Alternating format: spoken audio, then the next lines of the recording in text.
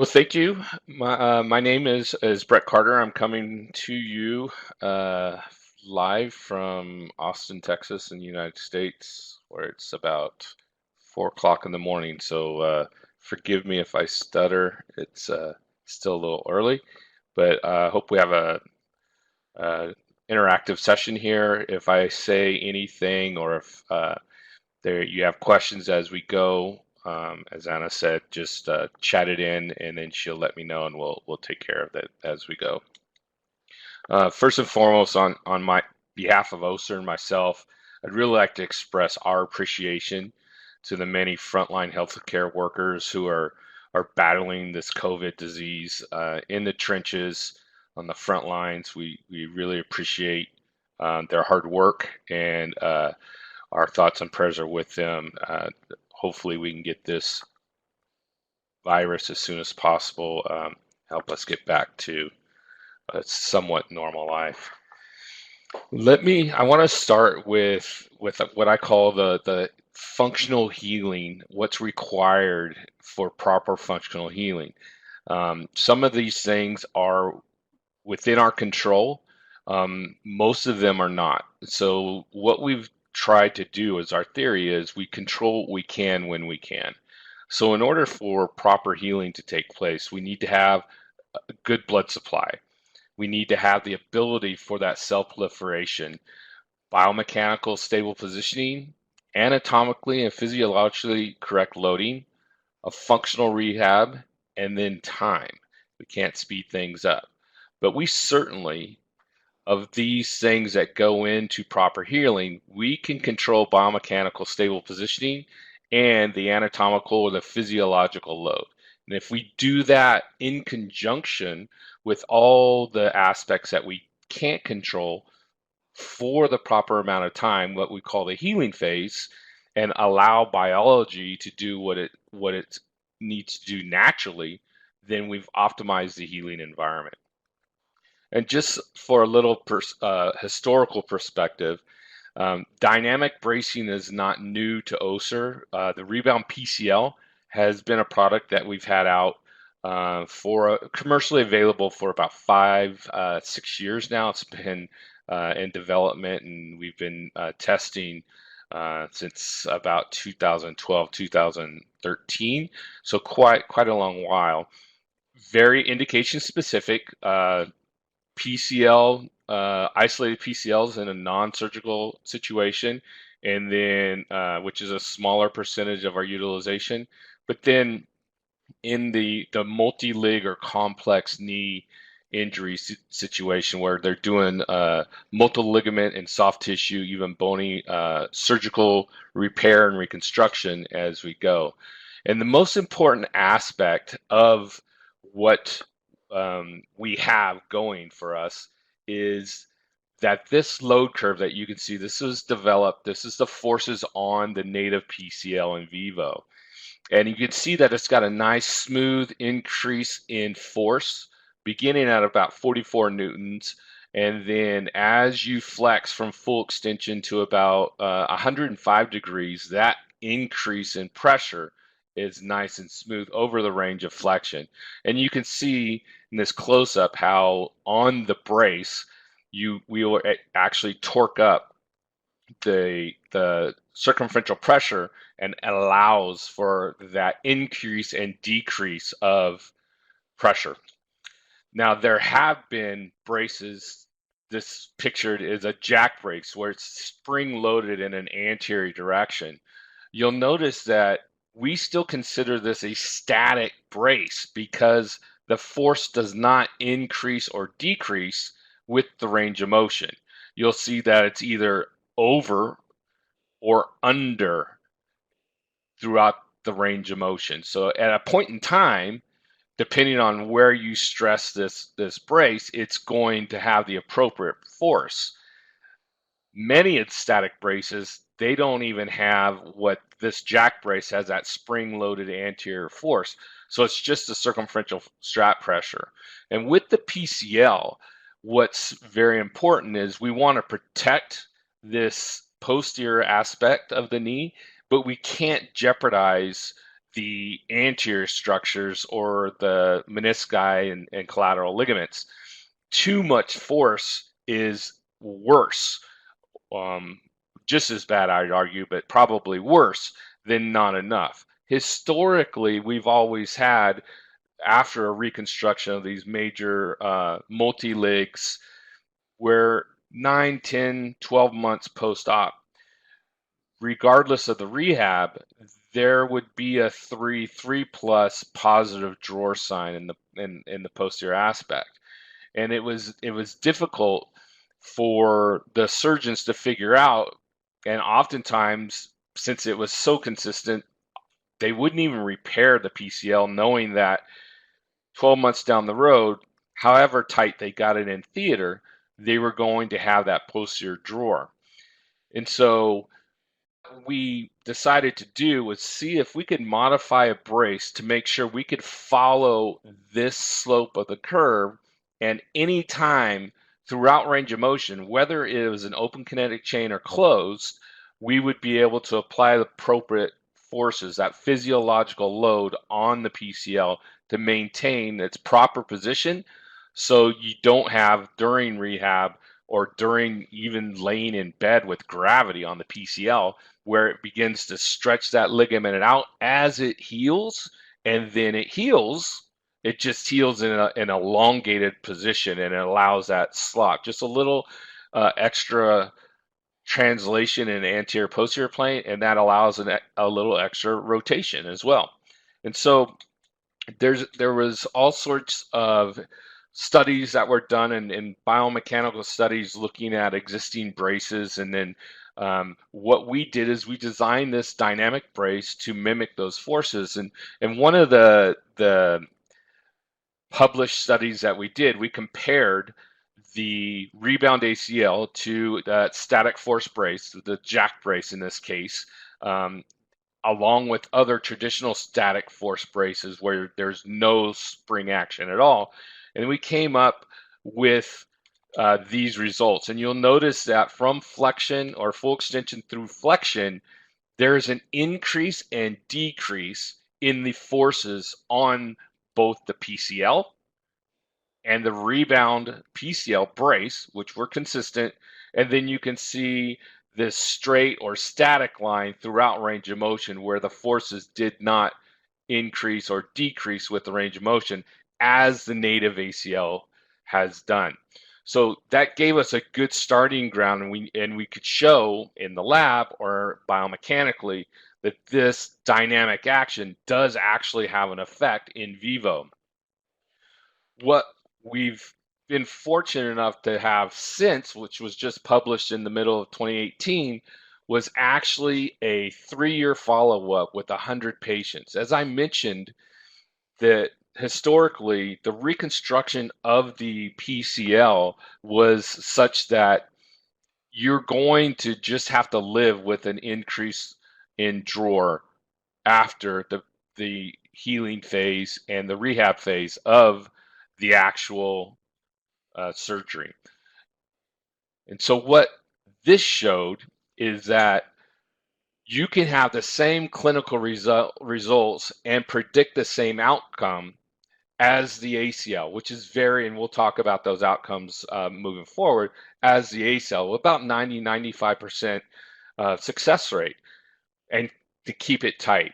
So this progress in not only the reconstruction techniques and the rehab techniques, but the bracing technique within the rehab was clinically proven with a long-term follow-up. We're still continuing more. And as these 5 and 10 and 15-year studies become available, we'll be able to demonstrate clinically in published peer-reviewed journals, this was the AGSM, that this can be a predictable surgery. We can control that healing environment, and we can optimize that result to where you no longer have that posterior drawer. Anecdotally, this was demonstrated just last year with a hockey player. He's a Canadian. Some of our Canadian friends sent this to me. I actually have a quote in the left-hand corner is from a Dr. Stephen French. He works with the Calgary Flames professional hockey team. But this kid, Connor McDavid, $100 million player, he completely ruptured his PCL in October, the last game of the season. And they did a documentary on his rehab, the national sports affiliate in Canada, and you'll see there's some different screenshots of him in his private jet uh, flying home. He did not have surgery. He just wore the brace. We co-located the bones. We applied the appropriate force, and you'll notice in the pool shots, as well as his dry exercise, he's doing his active aggressive rehab with the brace on. He was actually able to skate the first game of the season, the very next season, which was uh, literally a matter of 5, almost 6 months down the road, without any brace that he's no longer wearing a functional brace, let alone the dynamic brace. So we have anecdotal data as well. This documentary, if you have access to it, either online or if I would imagine hockey's probably not the most popular sport down in Australia. But that is an interesting segment, and they show the actual rehab process and that how they were able to contemplate whether or not they were going to have surgery with this rupture, um, and ultimately decided to treat it conservatively. So once we've had this success with the rebound PCL, and there have been several physicians in Australia who have used the rebound PCL for a number of years, at least 4, but I think probably 5 years. There's been utilization both in Western Australia and Eastern Australia with the rebound PCL. We began to think, well, why can't we do this for the ACL as well? Now, if we go back to the healing, what is required, blood supply is one, and it's pretty well accepted that the ACL, some would say doesn't heal at all. Others would say it certainly doesn't heal as much as what maybe a PCL because of the blood supply. Well, we started to think maybe we could optimize the healing environment, and if there are healing capabilities, they would be optimized. And that takes us to the bulk of this talk is regarding the ACL. So what you'll see here on the screen is a traditional treatment pathway. You have your injury, the acute phase, immediately post incident, whether it be athletic or activity of daily living. Then you have your decision metrics or algorithm, whether you're going to do surgery with rehab or if you're going to consider conservative treatment with rehab. Maybe it's not a complete rupture. Maybe it's a partial proximal third of the ACL, maybe with an avulsion fracture. So there's been a lot of research and a lot of literature that supports the healing of that, the healing potential. And then those progress and you get back to ultimately your former level. So as I speak about ACL injuries, we're going to want to keep in the back of our minds that not all injuries or ruptures are treated equally, and they will behave differently, especially in the healing phase.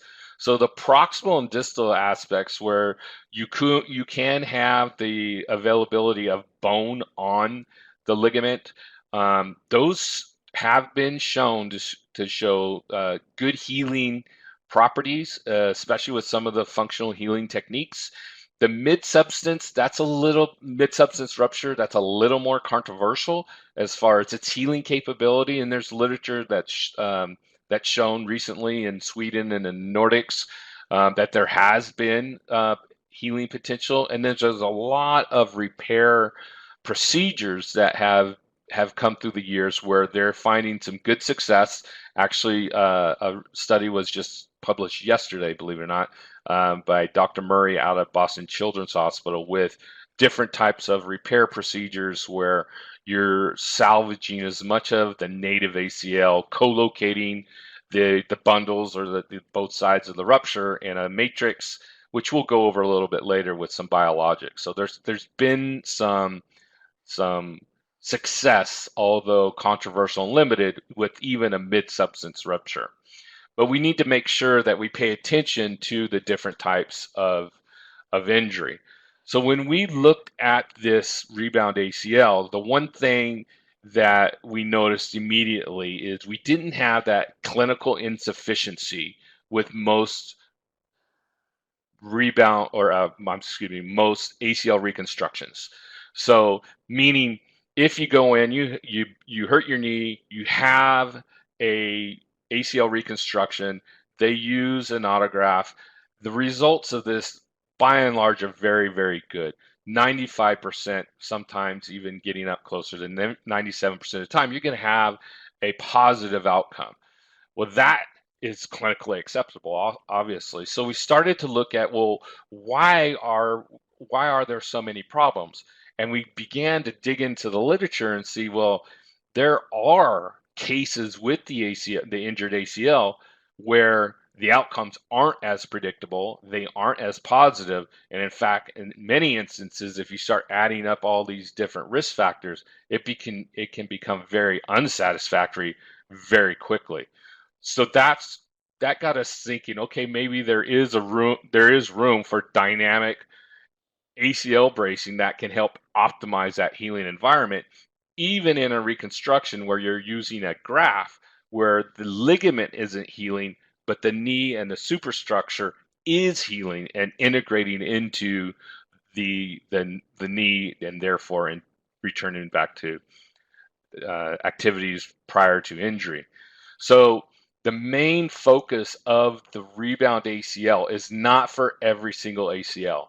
It's not for your primary ACL cases where there aren't any of these high risk factors.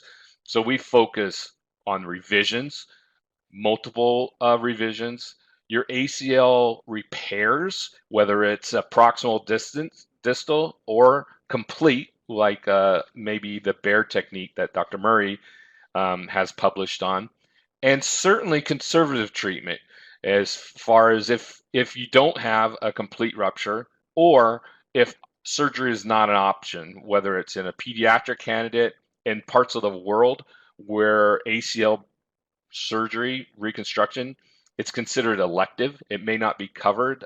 So there are many different factors that may lead somebody to conservative treatment, even if it's a full rupture. But we really want to focus just on these indications. So it's the high risk patient that we're looking at. Certainly the largest high risk patient for ACL reconstruction has been with the revision. The revision surgery, whether it is a first time revision or multiple revisions, we have several patients here in the United States that have had 4 or 5 time ACL revision surgeries where they've blown their knee 4 or 5 times. Usually these are high caliber athletes, quite often female, and soccer seems to be one of the main culprits to this multiple revision. I would imagine Australian rules football would also fall in that category with the tough conditions that those male and female, especially athletes, go through.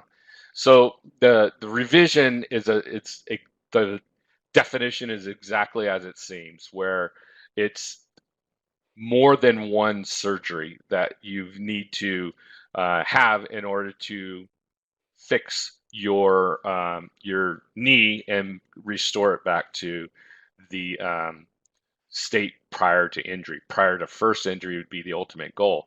There are several reasons for revision. Revision isn't necessarily a negative as far as work that has been done, but there are many complications that come up. So a revision has an exponential degree of difficulty more than the original autograft reconstruction, and every subsequent revision thereafter is exponential in nature, so they become more and more and more complicated. And how I like to relate to this is most orthopedic surgeons, they can do a pretty smooth routine ACL reconstruction on a athlete who's younger, no comorbidities, active, motivated. They could almost do this reconstruction in their sleep. They certainly do not map it out every single time. Revisions, on the other hand, there's all sorts of things they have to take care of, and may have to do even a two-stage revision, which is probably the most common. But they have old surgical hardware to worry about. They have tunnel placement. Were the tunnels placed in the proper position the original time? Other injuries, collateral ligaments, menisci, several things that they need to address. And oftentimes they will script out in theater what they're going to do, and they will have contingency plans that are posted as well. So everybody in theater knows exactly what we're going to do and then what we may have to do if there are complications. The definition of a two-stage or dual-stage revision is one where they'll go in, remove hardware if necessary, and then bone graft, close up, allow the bone to heal. And bone, in order for you to have the proper density and have the proper healing, we want stress, just not too much. And so we want to co-locate the bone so they are proper. That tibia femoral relationship is proper, but we don't want to have increased glide or rotation. We want to have anatomically correct. And that's going to provide forces that's going to allow those bone grafts to heal, proper density, Wolff's Law, so you have the stress, the body and biology will actually do what it's supposed to do. And then when they come back in 3-6 months later after the grafts have healed, they can then drill their tunnels, start from, if you will, a fresh canvas, and use the different types of grafts, whatever they have available, whether it's auto or allo, and then you can use the brace after that as well. And we have active aggressive rehab where we're controlling the strain on that ACL as it heals and the bones integrate into if it's an allograft situation. So very significant patient population. It's about 25% of the ACL worldwide population, so not a insignificant amount of procedures. And what we found in the United States, Canada, Europe, and I would assume is similar in Australia, is anybody who's doing ACL reconstructions, a subset of their business will be revision surgeries because it is so common. With the PCL or the posterior lateral corner or these big, huge multi-lig reconstructions, oftentimes there would be one or two specialists in a certain area where everybody would refer those really complicated cases.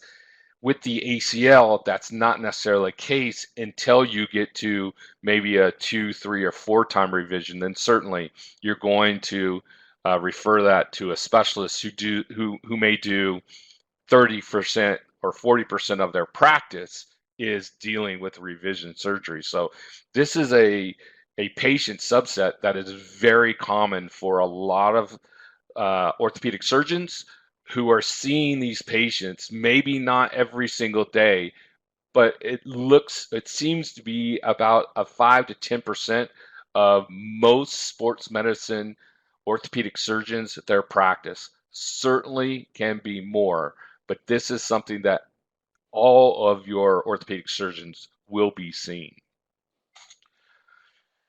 The main issue with the revision is, instead of going at a 95% predictability or 90% predictability as to the outcome and a positive outcome, you're closer to 20, 25, 30% reduction in that success rate. So significant difference from the outcome of a primary reconstruction versus a revision reconstruction.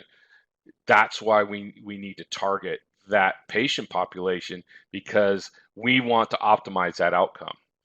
I talked about ACL repair, and this is one that's a little more controversial. And not all, just like all ruptures are not treated the same, all repairs are not treated the same as well. A mid-substance full rupture is the most controversial as far as healing capability. There really is no vascularization. So one of the things we talked about, what you need is blood supply. Well, with the advancement of several of the biologics and the way blood can be manipulated, the Bear procedure is just bridge enhanced ACL repair is a system where they use a matrix that they'll take the remnant ACL, put that matrix around that remnant, get the co-location of the proximal and distal aspect, put the matrix around, insert some sutures to help keep it together and biologics, and then allow the ACL to heal. This is very common procedure for a pediatric population where they're not wanting to do reconstruction necessarily because the growth plates are open. She actually is based out of Boston at Boston Children's Hospital. She's had some very good success, early results, but this repair, the forces on that repair site, it's critical to make sure that they are not too much, because that's going to jeopardize the repair. These repairs are very similar to the results of revision. So 20-25% reduction in the ability to predict a positive outcome. Significant, especially if you're talking about somebody who's contemplating on whether or not to do a repair versus a reconstruction, if they have that ability to decide. And 1 out of 4 chance that I'm going to have to go in and get a reconstruction anyways within the next year. That's a difficult decision for me to make. I would much rather have an option of a 95%. And then I'm much more comfortable in moving forward with my decision. So although the Bear procedure has tremendous amounts of benefit when it works, as far as the increase in proprioception, you don't have early onset of OA, all sorts of situations that arrive because you don't do the reconstruction process of the drilling and the grafts, there is that 25% failure rate that you have to deal with. Now, when I talk about all repairs aren't equal, the functional repair, or think of it as if you're looking at a banana and you begin to peel the banana and you just tear off a piece, and it may be maybe a third of the overall peel, and you peel that halfway down. The rest of the banana is fully covered and encapsulated. Let's say that we have the ability to take that peel and suture it up and keep it back with the rest of the peel, and say there's bone at the top, the proximal edge especially, bone that we know heals very well and has good blood supply, we can functionally repair that. Since it isn't full substance, it's proximal or distal, but usually proximal is more successful according to literature. And then the bone heals very well. They will take that, suture it, tack that bone back up into the femur, and allow that to heal. Again, this is a very successful surgery. It's very well accepted. It's not as controversial as, say, a mid-substance repair, much more success, but extraneous forces on that ACL as it heals can jeopardize whether or not your outcome is successful, because too much force is going to potentially dislodge or pull that bone chip out to where you then have to go back in and do a full reconstruction at that point. Interesting to note is the repair window where you can really begin to exhale is about 2 years, 24 months, 18 to 24 months, when that repair will actually heal. And Jorge Chawla, Dr. Chawla's group was just published. It should be 2019, not 2018. My apologies. Just published recently, where they showed the graft strength of an autograft and a repair past the healing phase are consistent with each other. So meaning, if you can get through those first critical 24 months, so 24 months. From that point forward, that graft is as strong as if they would have done a reconstruction, and therefore the results or the predicted outcomes are consistent with that long term. So then you get back up into that 95% range of being able to predict that this is going to be a successful surgery. Much better than the 70-75% chance that you're looking at otherwise with repairs.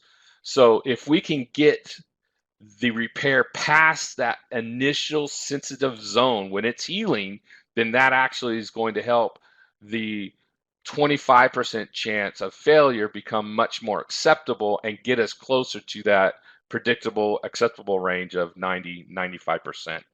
So important to distinct all the different repairs. When we talk about allografts, the reason we put allograft into this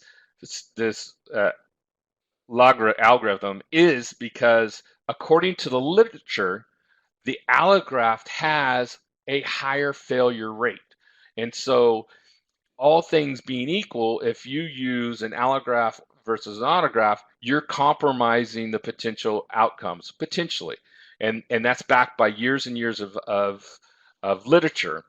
Sometimes you don't have the ability to choose from an autograft for several reasons, but certainly with your multiple revision cases, you may have harvested all the tendons that you can on that patient to where you have to use a donor, or you may have to remain ACL deficient in that case. So the allograft is an indication for our product, the rebound ACL, and the forces that are put on that, just specifically because these outcomes are more compromised. And this gets into the 10 to 15% more likely to fail than if all things being equal using an autograft.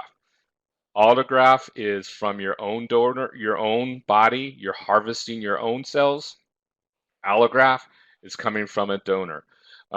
There are some benefits to allografts, so allografts aren't bad all the time. We just know that their outcomes can be compromised, and so that's why we will put allografts into the indication, or what we call an at-risk patient. So this brace potentially could be it's not contraindicated ever, but it could be overkill for something that we have pretty good outcomes on currently. But the list that we have now with the partial tears, the ACL repairs, regardless of technique, certainly revisions, allografts, increased posterior tibial slope, which is something that many physicians are learning about now and looking at. And we have some studies, actually studies based out of Australia, where they're starting to pay attention to this slope of the tibia.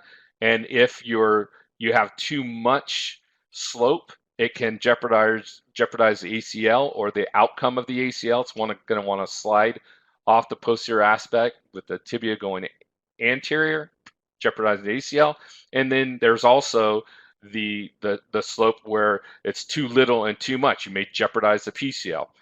We've learned a lot from our veterinary counterparts and the surgeries and surgery procedures that they do on animals, and transferred it over to the human being. So that posterior tibial slope is something that's very important and something that's looked at by physicians more and more. And then the hyperlaxity patient. Oftentimes, this is your female athlete. Just from genetics, there's a little more elasticity, a little more motion with the female. Now you throw the ground reaction forces, extreme sports, pivots, jump, stop, twist, a ton of force going through the knee and the ligaments, and they already have some additional elasticity to begin with. So this has been one of the confounding factors, and I'll show you some literature in a minute, where you can get, if you're starting to add up a lot of these same risks on the same patient, You have a young, active female. She's got increased posterior tibial slope. She's already blown her knee. She's 21 years old now. She had an ACL injury when she was 17. You start to add up all of these different indications, and the success of that patient is extremely compromised. In some of the most recent literature, we're talking 70, 75, 77% failure rate as opposed to a 5% without those at-risk situations. So we didn't have a published load curve like we did with the PCL. So the first thing they had to do, and this was back in 2014, they had to look at the native ACL and see what forces are actually present at on the ACL. First thing that you should notice on this load curve, which is on the screen now, is that it starts at much higher forces. We're in full extension, we're at 125 newtons. If you remember the PCL, it was only at 44 and a half newtons. The ACL increases in force up to about 30 degrees of flexion and then decreases throughout flexion to lower than where it started. So a much harder shape or form, slope of the curve, if you will, to replicate. Much, much more difficult. And that this caused pause. How are we going to create something that will follow this type of action? And so what you'll see, this is the same type of video where you're looking at the increase and decrease of forces with full extension to flexion and vice versa, flexion to full extension. The one thing about the rebound ACL and PCL is we're not relying on ground reaction forces to create this tension, and we're not relying solely on our dynamic stabilizers as well. The torque wrench, and we'll talk about it a little bit more, the torque wrench is a circumferential pressure, and if we know at full extension where we are, we can control how much or how little force is throughout the range of motion. And it's the same situation to where too much is not better. More is not better. Too much is just as detrimental as too little. Too little, you have those compromised outcomes, obviously, which is out there now. Too much, you jeopardize other aspects of the knee. So we want to make sure we keep the homeostasis. We've done a whole bunch of biomechanical testing. This is a fluoro study where you actually see the translation of a patient who is ACL deficient in the brace at about 30 degrees versus without the brace. We also did a static brace, which is just a traditional ACL. We have them, all of the competitors, just the traditional thigh shell, tibia shell, anterior, posterior, doesn't matter. You strap it on with rigid straps, and we wait for deforming force, and we try to make sure the bony alignment stays consistent statically. Whereas the rebound, we're actually putting forces on the patient in a non-weight bearing open kinetic chain. It can be, and we still will co-locate those bones. And this is a depiction. I spoke about the 2014 study, and that gave us the load curve that we needed to follow. But we've had other data since. A couple I'm going to go into next, published back in 2017. So this is a study where we actually compared ourselves to DonJoy, the DonJoy armor brace, and then the rebound ACL. And it's easiest to read the graph from right to left. So full extension, flexing back. Full extension, flexing back. So going from 0 degrees to 90 degrees in both instances. And what you'll see is the armor force point, the loads on the tibia stayed exactly the same as when they started, or virtually unchanged from extension to flexion and flexion to extension. However, with the rebound PCL, or rebound ACL, we have 3 different torque knobs that we tried, And there were 3 different levels of change, all of them consistent with what the native ACL goes through from full extension to flexion. And again, this was published. It's a small study. There was only 7 subjects or so, but consistent with what we're looking for as a biomechanical outcome. Another study, which I'll go into a little bit more, and this leads us to an important aspect with the conservative care or the 2-stage revision, or maybe a very long waiting period or a pre-op period that could work into a 7, 8, 9-month situation prior from injury to reconstruction.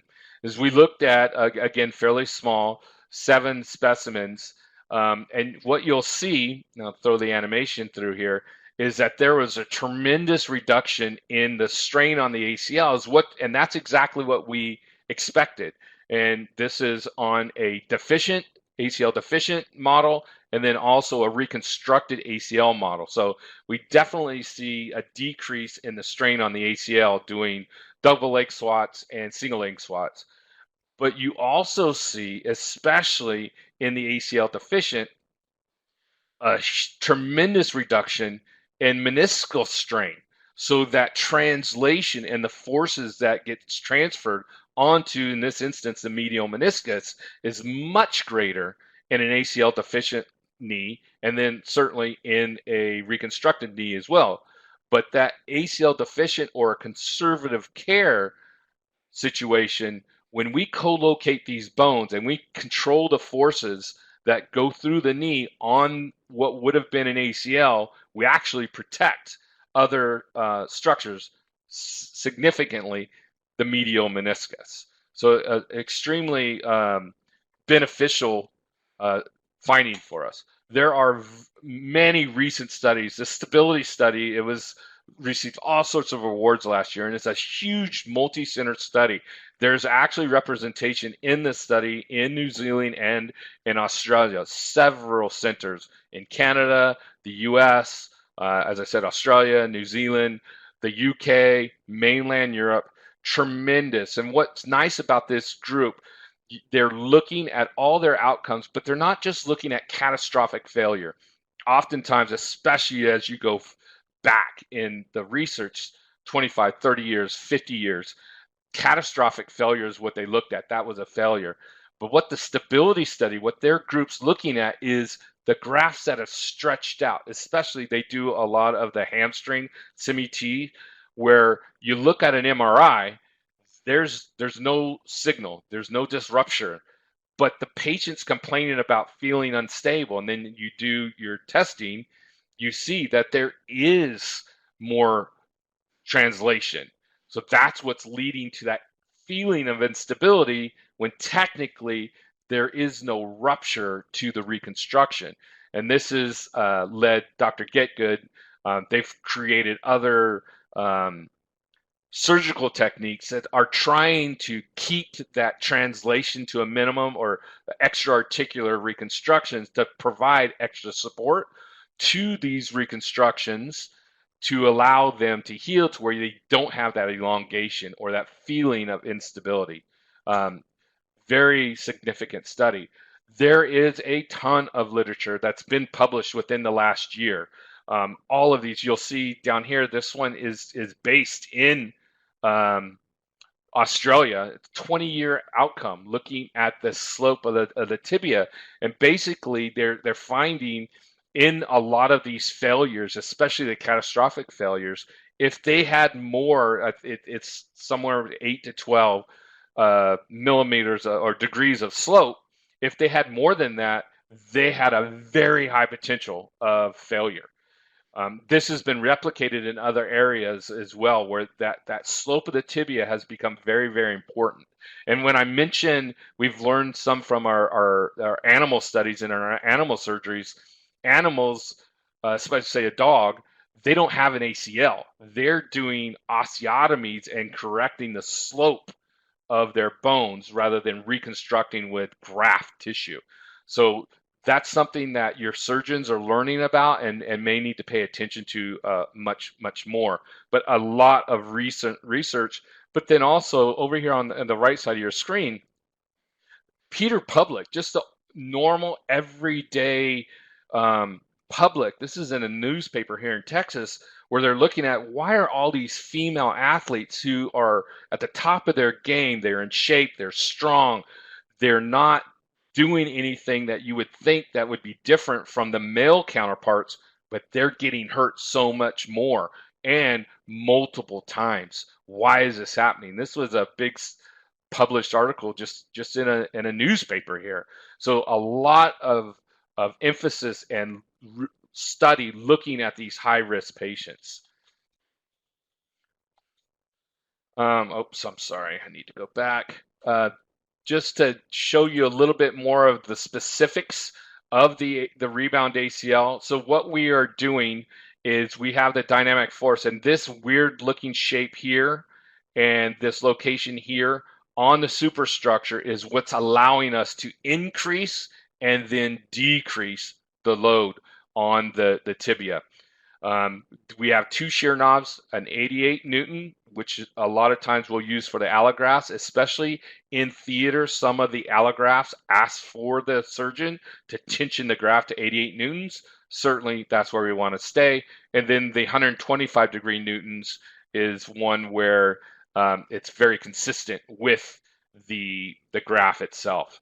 Some of the features of the ACL, we're running out of time, so I'll go through this very quickly, and you have your representation locally that you'll be able to see and ask questions for, but really taking the traditional static knee brace and then adding the tensioning feature to it.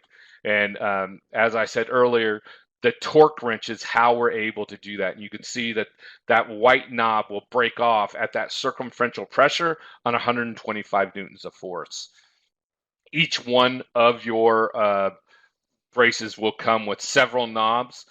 The reason that we talk about retensioning up the brace after a couple of weeks, especially that first follow-up visit, is because since this is circumferential in nature, any hypertrophy or atrophy is going to change the circumference, and we want to make sure those loads are proper. And then there's all sorts of resources that you'll have locally. The fitting videos for practitioners and patients alike. What's really important on this is, like you saw with the PCL with Connor McDavid, professional hockey player, is that this brace is going to allow for that optimized healing environment. So rehab, oftentimes in physio, the first thing you do is take off the braces. This is designed to stay on. We are co-locating the bones. We're controlling those forces. So we want all, especially in early initial rehab, to be done in the brace so we can control that load. And we have a couple of different protocols that are suggestions. Global experts that got together and created some protocols, both conservative and surgical, where the recommendations of the brace and then getting it through the healing phase itself. And you have access to that as well.